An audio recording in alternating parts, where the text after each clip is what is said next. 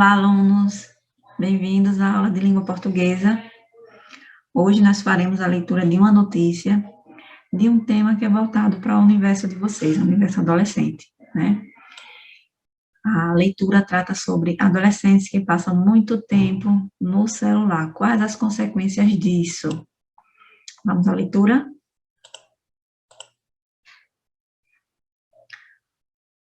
Rio. Agradar os filhos com smartphones, tablets e videogames pode, na verdade, contribuir para a infelicidade dos adolescentes, sugere estudo liderado por Jean Twenge, professora de psicologia da Universidade Estadual de San Diego, na Califórnia. Os resultados publicados nesta segunda-feira, no periódico Emotions, da Associação Americana de Psicologia, mostram que jovens que passam muito tempo com os olhos vidrados nas telas de aparelhos eletrônicos são menos felizes que colegas que pretendem outras atividades. A chave para o uso de mídias digitais e a felicidade é a limitação, comentou Jean. Gastar no máximo não mais que 2 horas por dia nessas mídias e tentar aumentar o tempo despendido. A equipe de Twenge analisou dados da pesquisa longitudinal Monitoring the Future, que anualmente entrevista cerca de 50 mil estudantes entre 12 e 17 anos de todos os estados americanos. Entre as questões, os adolescentes respondem quanto tempo passam em smartphones, tablets e computadores, em atividades com interações sociais e sobre a felicidade como um todo. Os resultados mostram que, em geral, adolescentes que passam mais tempo na frente de telas, jogando videogames, usando redes sociais e conversando por aplicativos de texto e vídeo, são menos felizes que aqueles que investem mais tempo em outras atividades, como esportes, lendo jornais e revistas, e se encontrando com amigos. Segundo a pesquisadora, existem 2 leituras possíveis. A primeira é que os jovens buscam os dispositivos eletrônicos porque estão tristes. Mas Jean aposta na segunda tese, de que o uso em excesso desses aparelhos deixa os jovens tristes. Apesar desse estudo não mostrar causalidade, muitos outros mostraram que o maior uso de redes sociais leva à tristeza, mas a tristeza não leva ao uso de redes sociais, ponderou a psicóloga. Por outro lado, a abstinência total também não leva à felicidade. Os adolescentes mais felizes passam pouco menos de 1 hora diária nas redes sociais, mas após 1 hora de uso, a infelicidade aumenta de maneira consistente, acompanhando o aumento no uso de telas.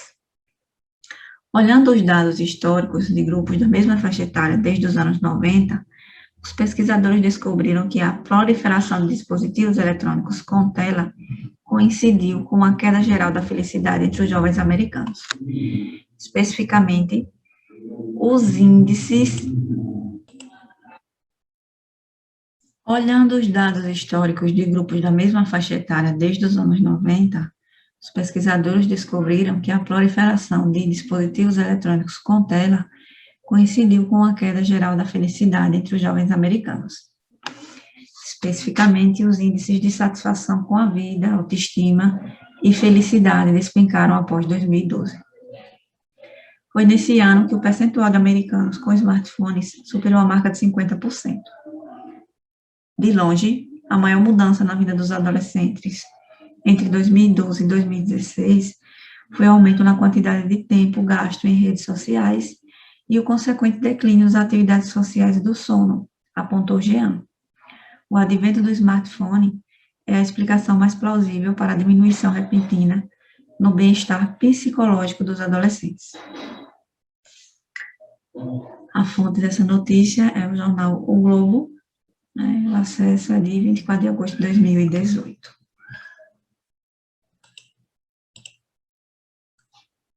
Vamos lá. Vocês vão pegar o livro aí na página 104, né? Para a gente responder a atividade. Conversa entre textos. Vamos lá. Transcreva o título e a linha fina da notícia apresentada na página anterior. O título da notícia, né? Adolescentes que passam muito tempo no celular são mais infelizes, aponta estudo. E a linha fina, especialista recomenda limitar uso em no máximo 2 horas por dia. Qual é o assunto principal desenvolvido no corpo da notícia, ou seja, no desenvolvimento da notícia? A notícia faz referência a uma pesquisa cujo resultado revela que os jovens que passam muito tempo usando aparelhos eletrônicos são menos felizes que colegas que preferem realizar outras atividades. Leia o trecho abaixo, relativo à pesquisa Monitoring the Future, feita pela Associação Americana de Psicologia. Os resultados mostram que, em geral, adolescentes que passam mais tempo na frente de telas, jogando videogames, usando redes sociais e conversando por aplicativos de texto e vídeo, são menos felizes que aqueles que investem mais tempo em outras atividades, como esportes, lendo jornais e revistas, e se encontrando com amigos. A realidade apontada pela pesquisa, de algum modo, afeta você? Você se reconhece nela? Então, aí é uma resposta pessoal, né? Mas depois que você leu a notícia, né, você se identificou com essa realidade? Você faz parte desse grupo de adolescentes que passam muito tempo na frente de telas, ou dos que realizam outras atividades, né? Se sim, como é que isso está afetando você? De acordo com Jean Twenge, professora da Psicologia da Universidade Estadual de San Diego, a chave para o uso de mídias digitais e a felicidade é a limitação, né? A gente sabe que tudo em excesso é prejudicial, né? Então, de que maneira ela propõe que seja essa limitação e consequente aumento da felicidade? Ela propõe que os jovens gastem no máximo 2 horas por dia nas mídias, que tentem aumentar o tempo, né, em presença de amigos e que façam atividades físicas. Eu sei que o momento não, né, nos propicia, né, que a gente tenha essa interação com os amigos, né, por conta do distanciamento social, mas a gente pode estar fazendo outras atividades, né, como atividades físicas, em casa, né, a gente pode estar fazendo as atividades de limpeza da casa, colaborando com alguma coisa no serviço da casa, lendo, né, livros, né, e não somente a internet. Nessa notícia é possível perceber que há trechos que revelam fatos e outros que trazem opiniões. Nos trechos destacados a seguir, indique o que é fato e o que é opinião. Agradar os filhos com smartphones, tablets, pode, na verdade, contribuir para aumentar a infelicidade dos adolescentes. Então, para vocês, é fato ou opinião? É uma opinião, né? A equipe de Twenge analisou dados da pesquisa longitudinal Monitoring the Future, que anualmente entrevista cerca de 50 mil estudantes entre 12 e 17 anos de todos os estados americanos. Aí nós temos um fato. Por outro lado, a abstinência total também não leva à felicidade. Aí nós temos uma opinião. Os adolescentes mais felizes passam pouco menos de 1 hora diária nas redes sociais, né? Aí nós temos também uma opinião. Entre as questões, os adolescentes respondem quanto tempo passam em smartphones, tablets e computadores e em atividades com interação social e sobre a felicidade como um todo. Aí nós temos um fato. Agora, releia essa frase da notícia. Por outro lado, a abstinência total também não leva à felicidade. Ao empregar a expressão por outro lado, que tipo de informação, né, o autor do texto pretende introduzir? Uma informação que confirma ou ressalva o que foi dito anteriormente. Aí nós podemos ver que é uma informação que ressalva o que foi dito anteriormente, né? Ao empregar a expressão por outro lado, o autor leva o leitor a inferir que há uma restrição à informação anterior, ou seja, prepara o leitor para a informação de que há um atenuante para o uso de dispositivos eletrônicos. E de que maneira a notícia lida estabelece relação com os trechos da obra O Menino Sem Imaginação, que nós lemos na semana anterior. Qual é a relação? Então, os trechos da obra, né, O Menino Sem Imaginação, apresenta como personagem principal um menino viciado em televisão, né? Inclusive, nós discutimos também que hoje nós vemos As pessoas estão apegadas à internet e não à televisão, né? E ele considera, né, a TV sua razão de viver, né, a ponto de perder toda a alegria quando se vê impossibilidade de assistir aos programas televisivos que ele tanto gosta. Então, considerada, né, as datas da publicação dos textos, a notícia aborda o vício no uso de aparelhos eletrônicos e em igual proporção, né? Ou seja, o uso de dispositivos traz como consequência a infelicidade dos adolescentes. Então, ambos os textos, eles mostram a obsessão por algum tipo de aparelho. Trocando ideias. Atualmente, uma das formas mais comuns de entretenimento é a internet. Você utiliza a internet? Se sim, quantas horas por dia você passa conectado? É importante que a gente passe agora a monitorar isso, né? Que às vezes a gente não se dá conta do tempo que a gente anda perdendo no uso dessas redes. Em sua opinião, é positivo as pessoas ficarem muito tempo conectadas? Por quê? Que outras atividades você realizaria ou gostaria de realizar se tivesse de ficar uma semana sem utilizar a TV ou a internet? E, em sua opinião, a felicidade, a alegria ou a infelicidade podem estar condicionadas ao tempo que as pessoas passam conectadas às mídias digitais ou usando aparelhos eletrônicos? É uma opinião pessoal, certo? Já que nós estávamos tratando sobre fato e opinião, né, vamos esclarecer alguns conceitos, né? Como é que a gente pode diferenciar fato de opinião? Imagine que determinado jornal, para falar de uma manifestação de professores, né, trouxesse a manchete: desordeiros gritam por melhores salários, né? Um leitor mais ingênuo poderia considerar a manchete um resumo fiel de um acontecimento. No entanto, existem ali, né, juntos, a notícia de um acontecimento e um ponto de vista negativo sobre ele. Então, saber distinguir o que é um evento, acontecimento, ou mesmo objeto de que se fala na leitura de um texto, e o que é um julgamento, uma tomada de posição ou ponto de vista de quem fala, é um dos elementos fundamentais para tornar-se um leitor mais hábil. Então, é exatamente isso que eu quero esclarecer hoje, distinguir um fato de uma opinião relativa a esse fato, né? Então, ao ler os diversos textos, você consegue diferenciar claramente um acontecimento da opinião sobre esse acontecimento. Qual é a diferença entre aquilo que se fala e a opinião de quem fala sobre algo? Você sabe identificar? Então, fato é o elemento da realidade concreta, cuja existência pode ser atestada. Nós podemos comprovar, né, que isso é real, isso aconteceu, isso é comprovado. Já a opinião é um posicionamento de alguém em relação ao fato, né? Por sua natureza, a opinião apresenta um teor valorativo. Você vai apresentar um valor, um juízo de valor sobre algo.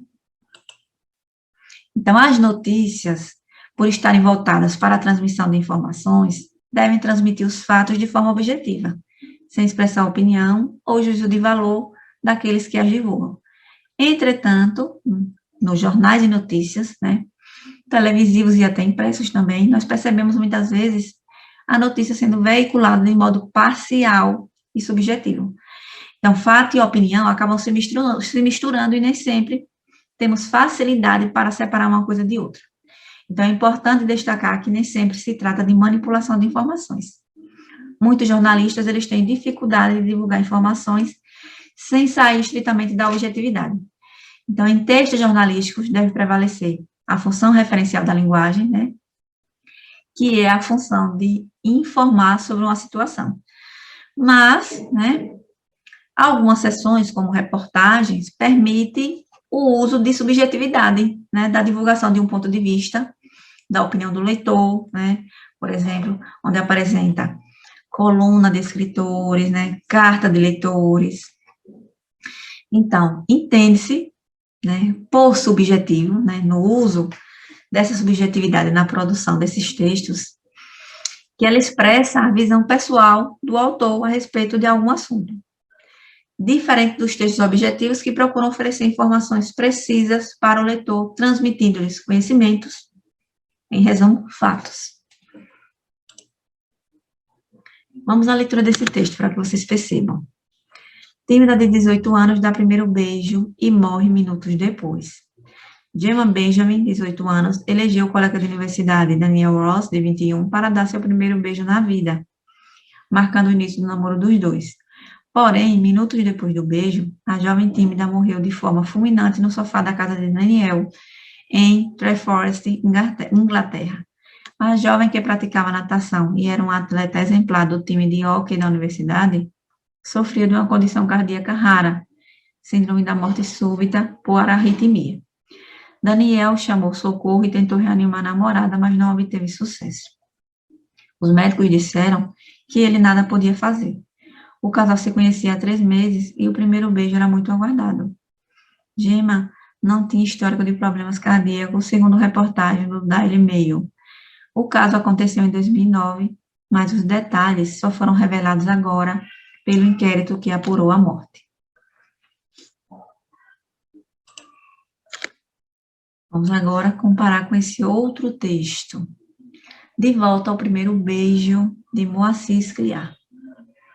Tinha acabado de ler a matéria sobre o primeiro beijo no pequeno apartamento em que morava desde que ficara viúvo, anos antes, quando o telefone tocou. Era uma mulher de voz fraca e rouca, que ele de início não identificou. Aqui fala Marília, disse a voz. Deus, a Marília, a sua primeira namorada, a garota que ele beijara, o primeiro beijo de sua vida décadas antes. Nunca mais a vira, ainda que frequentemente a recordasse. E agora, ela lhe ligava. Como que, adivinhando o pensamento dele, ela explicou. Estou no hospital, Sérgio, com uma doença grave e queria ver você, pode ser? Claro, apressou-se ele a dizer. Eu vou aí agora mesmo. Anotou rapidamente o endereço, vestiu o casaco, saiu, tomou um táxi. No caminho, foi evocando aquele namoro, que infelizmente não durara muito tempo. Nunca a esquecera, ainda que depois tivesse beijado outras moças, uma das quais se tornara sua companheira de toda a vida, mãe de seus 3 filhos, avó de seus 5 netos. E não a esquecera por causa daquele primeiro beijo, tão desejado, tão desajeitado quanto ardente. Chegando ao hospital, foi direto ao quarto. Bateu, uma moça abriu-lhe a porta, e era igual a Marília, sua filha. Ele entrou e ali estava ela, sua primeira namorada. Quase não a reconheceu. A filha disse que os deixaria sós, precisava falar com o médico. Olharam-se, Sérgio e Marília, ele com lágrimas correndo pelo rosto. Você sabe por que chamei você aqui? Perguntou ela com esforço. Porque nunca esqueci você, Sérgio. E nunca esqueci o nosso primeiro beijo, lembra? Na porta da minha casa, depois do cinema. Claro que lembro, Marília. Eu também nunca esqueci você. Pois eu queria, Sérgio, eu queria muito, que você me beijasse de novo. Você sabe, os médicos não me deram muito tempo e eu queria levar comigo essa recordação.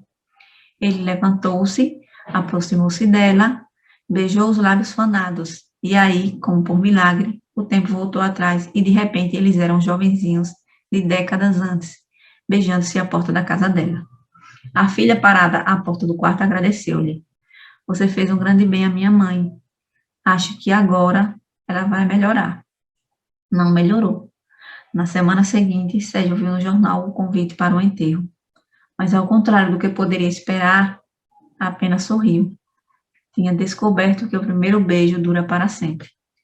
Ou, pelo menos, assim queria acreditar. Então, nós lemos, um texto objetivo, que privilegia a informação, que explora os fatos, e também lemos um texto subjetivo, que apresentou um determinado ponto de vista e opiniões sobre algo, Então, fato e opinião, eles podem estar juntos em um mesmo texto. Em geral, é o que mais acontece, Então, o importante é sabermos identificar cada um deles. Sabendo disso, qual o texto que revela a opinião, a visão pessoal e sentimentos do autor? E que texto apresenta fatos e informações? O primeiro texto, ele apresentou fatos, e o segundo texto, ele apresentou uma visão subjetiva, sobre algo, sobre o primeiro beijo. Então, espero que tenha esclarecido um pouco a diferença entre fato e opinião, e levado vocês também a refletir sobre o uso excessivo de aparelhos eletrônicos. Fique em paz e até a próxima.